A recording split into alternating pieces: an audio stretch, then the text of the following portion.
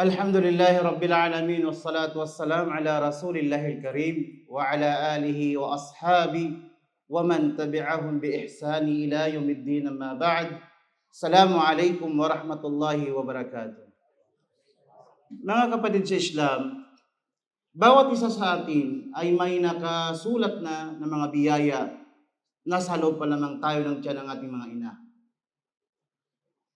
At nararapat sa atin na wag maging mainggit sa iba, sapagkat ang Allah subhanahu wa ta'ala ay kung ano man ang ibinigay sa iyo, yan ay nababagay at ikakabuti sa iyo.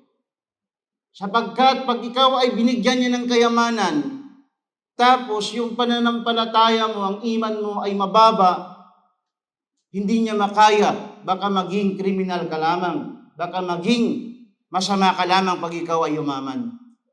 Dahil ang totoong kayamanan, hindi nasusukat sa mga salapi. Hindi nasusukat sa mga ari-arian.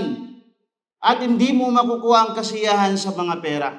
Mayroon mga mayayaman, pero magulo ang kanilang buhay.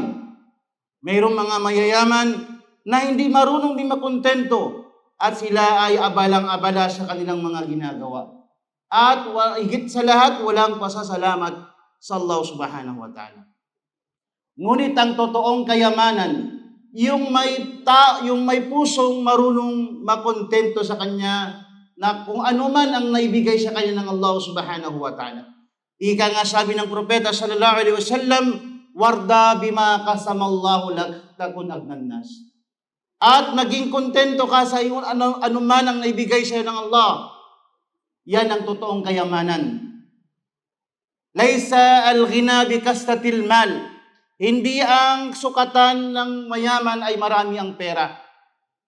Subalit ang mayaman ay may pusong marunong makontento sa lahat ng ibinigay ng Allah subhanahu wa ta'ala.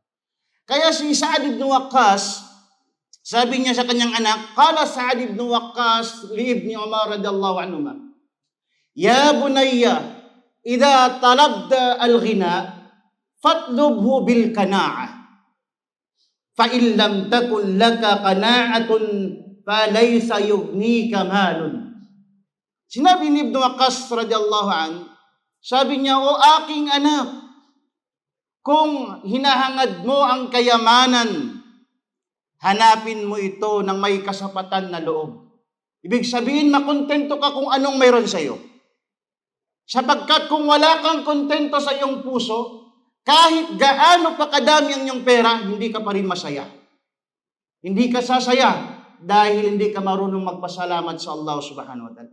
Kaya nga ang sabi nila, idha kunta dhu qalbin kuno' anta wa malikud dunya sawa. Kung ikaw ay may pusong marunong makontento, marunong magpasalamat kung ano ang mga biyaya na pinagkaloob sa kanya, ikaw at ang king umayaman sa mundo ay magkaparehong level kayo dahil ikaw ay marunong magpasalamat sa Allah subhanahu wa ta'ala. Naway inshallah, hilingin natin sa Allah subhanahu wa ta'ala na pagkalooban ng ating puso na marunong magpasalamat at makontento sa lahat ng biyaya ng Allah subhanahu wa ta'ala at ipagpasalamat natin ang lahat. Wa ba'd, assalamu alaikum warahmatullahi wabarakatuh.